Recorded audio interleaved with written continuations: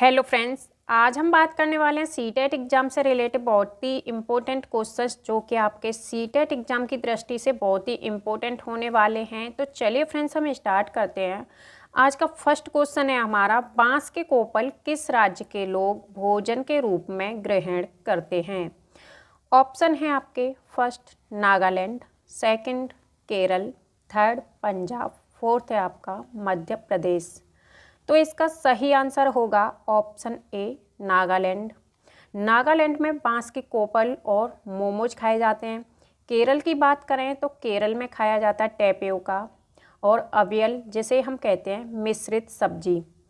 Third option Punjab की बात करें तो पंजाब में मक्के की रोटी और सरसों का साग खाया जाता है। फोर्थ ऑप्शन की बात करें मध्य प्रदेश, तो मध्य प्रदेश में आपका भुट्टे की खीर खाई जाती है। सेकंड क्वेश्चन है, निम्न में से असत्य कथन पर विचार करें, यानी ये जो ऑप्शंस दिए गए हैं इनमें से गलत ऑप्शन कौन सा है। फर्स्ट ऑप्शन है आपका, उत्तर प्रदेश में कचनार के फूल की सब्जी खाई जाती है। सेकंड ऑप्शन है, केरल में केले के फूल की सब्जी खाई जाती है। थर्ड ऑप्शन है, महाराष्ट्र के लोग सहजन के फूल की सब्जी खाते हैं। तो इसका सही आंसर होने वाला है फोर्थ, इनमें से कोई नहीं, क्योंकि ये जो ऑप्शन है आपके वो सभी सही हैं। यानी उत्तर प्रदेश में कचनार के फूल की सब्जी खाई जाती है और केरल में केले के फूल की सब्जी खाई जाती है। महाराष्ट्र के लोग सहजन के फूल की सब्जी खाते हैं। इसीलिए आपका सही आंसर होगा ऑप्शन नंबर डी, इनमें से कोई नहीं। नेक्स्ट क्वेश्चन की हम बात करें तो नेक्स्ट है आपका, गुलाब और ग्लिसरीन, यानी गुलाब जल और ग्लिसरीन बराबर मात्रा में मिलाकर शीशी में भर लें, इसमें से कुछ बूंद नींबू डालें। इसके इस्तेमाल से सर्दी में त्वचा नहीं फटती है। और ये कहानी एनसीईआरटी की किस किताब में है। ऑप्शन ए फुलवारी, ऑप्शन बी नानी के घर तक, ऑप्शन सी कानकाज में, ऑप्शन डी इनमें से कोई नहीं। तो इसका सही आंसर होगा ऑप्शन ए फुलवारी। ये गुलाब जल और ग्लिसरीन बराबर मात्रा में मिला करके शीशी में भरते हैं और इसमें कुछ बूंद नींबू की डालते हैं, यानी नींबू के रस की डालते हैं। इसके इस्तेमाल से क्या होता है, सर्दियों में हमारी त्वचा नहीं फटती है। और ये कहानी हमारे एनसीईआरटी की किताब में दी गई है। किस किताब में, फुलवारी में। अब हम बात करते हैं अगले क्वेश्चन की। तो नेक्स्ट है आपका, ग्रुप लीडर के संदर्भ में असत्य कथन की पहचान करें। ऑप्शन ए, साथी के बीमार पड़ने पर ध्यान देना। ऑप्शन बी, सबके पीछे चलना। ऑप्शन सी, जो आगे चले उसका साथ देना। ऑप्शन डी, गलती होने पर सजा देना। तो इनमें से गलत ऑप्शन कौन सा है आपका, जो आगे चले उसका साथ देना। और हम बात करें ग्रुप लीडर की, तो ग्रुप लीडर को हम शेरपा कहते हैं और ग्रुप लीडर का काम होता है पर्वतारोहियों की मदद करना। नेक्स्ट क्वेश्चन की हम बात करते हैं। नेक्स्ट है, खून में हीमोग्लोबिन की कमी से कौन सा रोग होता है। Option A blue baby syndrome, option B इटाई, ऑप्शन सी त्वचा कैंसर, ऑप्शन डी एनीमिया। तो इसका सही आंसर होने वाला है option D anaemia. Blue baby syndrome की बात करें तो ब्लू बेबी सिंड्रोम ये होता है आपका नाइट्रोजन युक्त जल को पीने से। इटाई होता है आपका कैडमियम युक्त जल को पीने से। त्वचा कैंसर होता है आपका आर्सेनिक युक्त जल पीने से। एनीमिया की बात करें तो एनीमिया होता है आपका खून में हीमोग्लोबिन की कमी से, और ये एक सीसा युक्त जल पीने से भी होता है और हीमोग्लोबिन की कमी से भी होता है। नेक्स्ट क्वेश्चन की बात करें तो यह किसका कथन है, जो चीज़ हमें कुदरत ने दी है उसे बनाने पर बंदिश कैसी।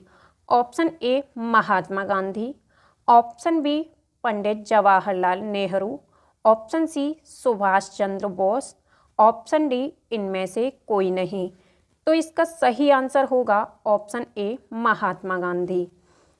महात्मा गांधी की 150वीं जयंती यानी 2 अक्टूबर को स्वच्छता दिवस के रूप में हमने इसे घोषित किया और इसकी शुरुआत हुई थी 2014 से। महात्मा गांधी ने नमक आंदोलन के दौरान साबरमती आश्रम से समुद्र के तट तक पैदल यात्रा शुरू की। अब हम बात करते हैं नेक्स्ट क्वेश्चन की। तो दड़की माई का संबंध राजस्थान में किस राज्य से है? Option A Alwar, option B Jodhpur, option C Ajmer, option D Banswara. तो इसका सही आंसर होगा ऑप्शन नंबर ए अलवर। जल संरक्षण, पशुपालन और दुग्ध व्यापार और दूध से मेवा बनाना और उसे बाजार में बेच करके पैसे कमाना, ये दड़की माई के काम थे। नेक्स्ट क्वेश्चन की हम बात करें तो नेक्स्ट है आपका 1973 में किसके ऊपर डाक टिकट छपा था जिसके जन्म के 1000 साल पूरे हुए थे? Option A Alberuni, option B Fahien, option C Hiuen Tsang, option D इनमें से कोई नहीं।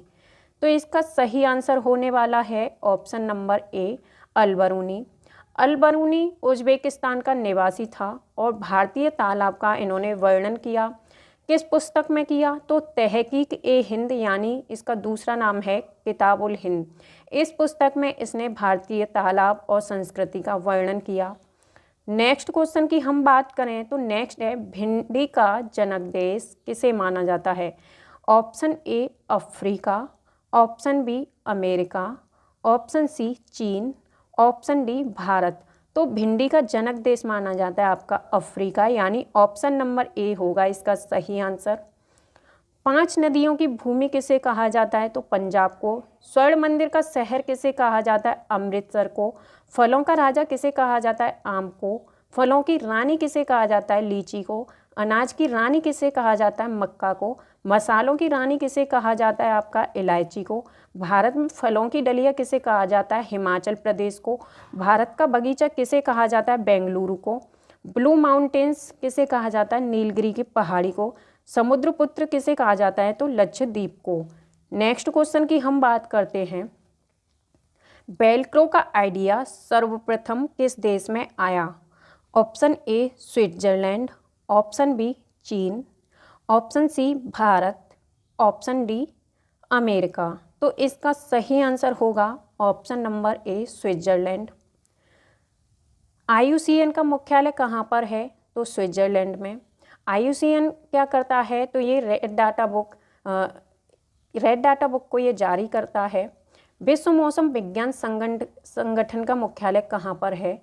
तो स्विट्जरलैंड में। WWF यानी विश्व वन्यजीव कोष का मुख्यालय कहाँ पर है? स्विट्जरलैंड में। वेलक्रो क्या होता है? तो वेलक्रो ये 2 वस्तुओं को जोड़ने में इसका प्रयोग करते हैं, जैसे कि बैग में जो आपको चर्र चर्र की आवाज़ आती है वही हमारा वेलक्रो कहलाता है। जैसे कि इसका प्रयोग आपने देखा होगा, छोटे बच्चे जो शूज पहनते हैं वो चिपकाने वाले पहनते हैं, वही हमारा वेलक्रो कहलाता है। नेक्स्ट क्वेश्चन की बात करें तो नाइट्रोजन की कमी वाले स्थान पर उगने वाले पौधे का नाम बताइए। ऑप्शन ए घटपर्णी, ऑप्शन बी खेजड़ी, ऑप्शन सी रेगिस्तानी ओक, ऑप्शन डी बरगद। तो इसका सही आंसर होगा ऑप्शन नंबर ए घटपर्णी। ये एक शिकारी पौधा होता है। ये ऑस्ट्रेलिया, इंडोनेशिया और भारत के मेघालय में पाया जाता है। ये घड़े के आकार का होता है। इसमें पत्तियां पाई जाती हैं जो कि प्रकाश संश्लेषण का काम करती हैं। नेक्स्ट क्वेश्चन है आपका, पक्षी जब सामने देखते हैं तो उनकी नज़र कैसी होती है? ऑप्शन ए एक ही वस्तु पर, ऑप्शन बी दोनों स्थानों पर, ऑप्शन सी कुछ नहीं दिखाई देता, ऑप्शन डी इनमें से कोई नहीं।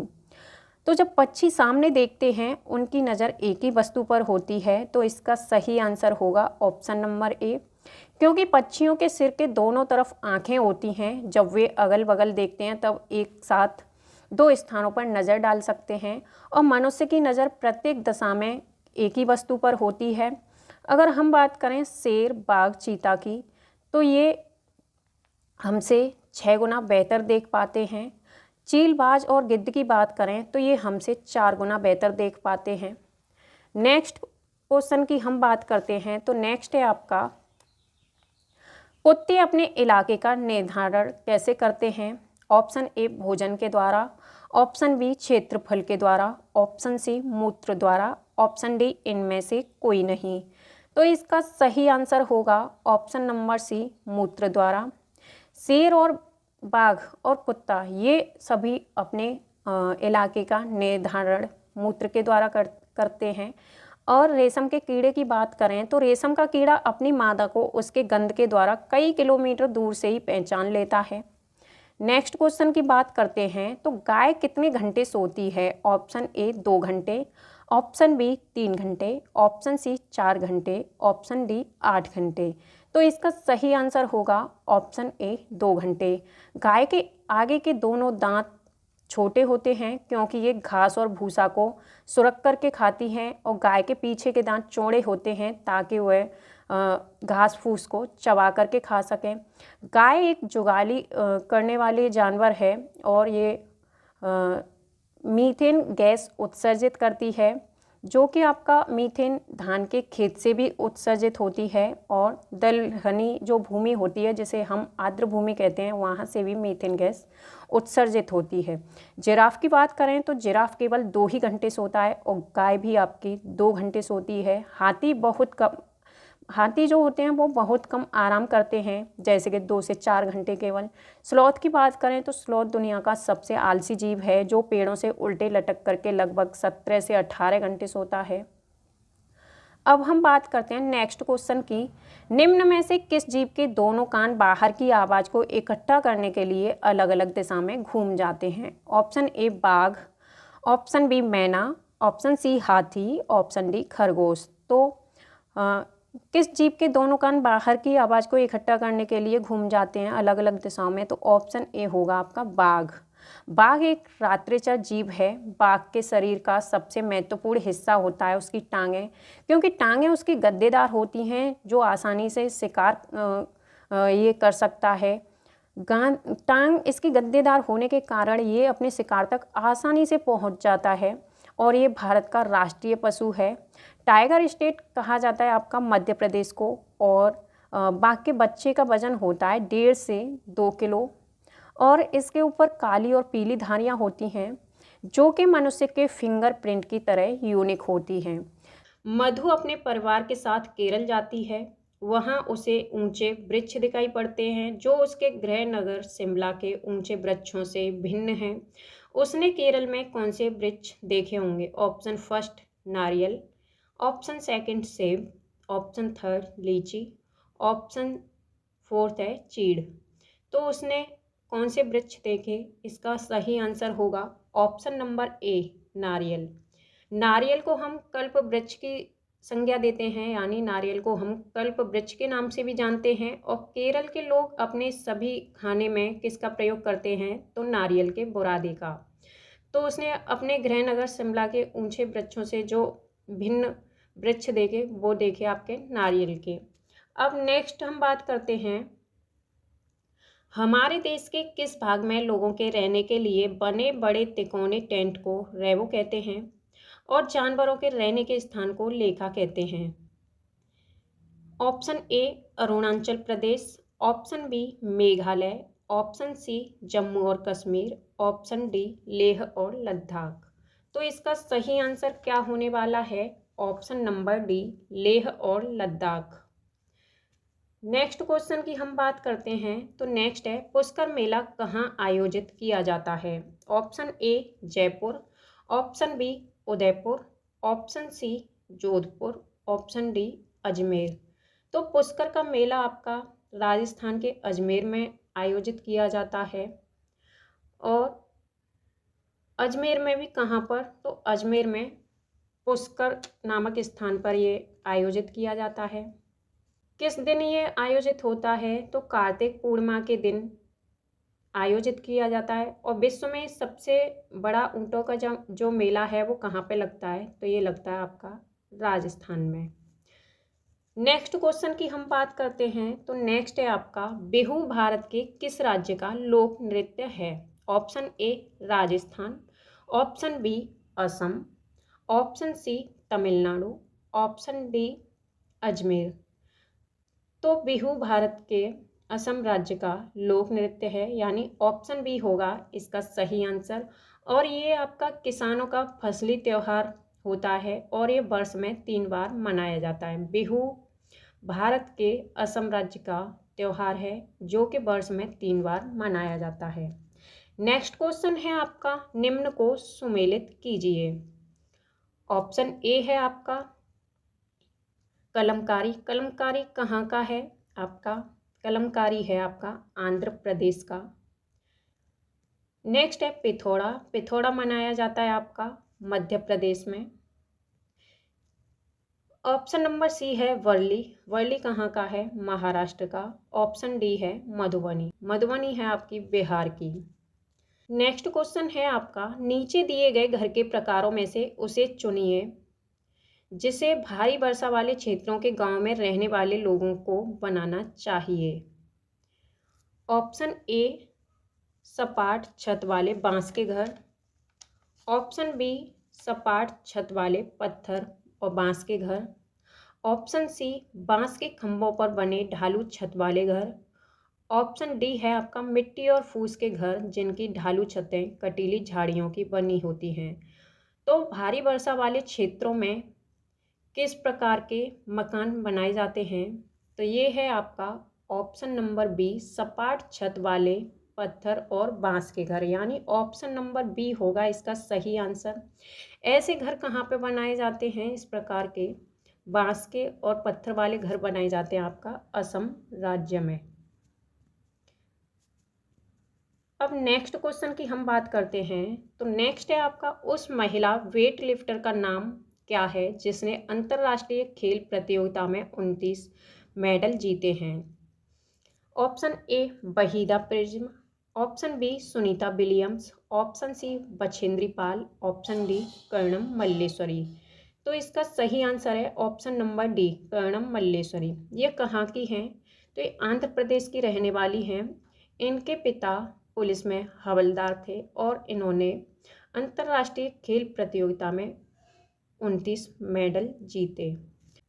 नेक्स्ट क्वेश्चन है, मेंढकों और कीटों को फंसाने और खाने वाला घटपर्णी पौधा कहाँ पर पाया जाता है?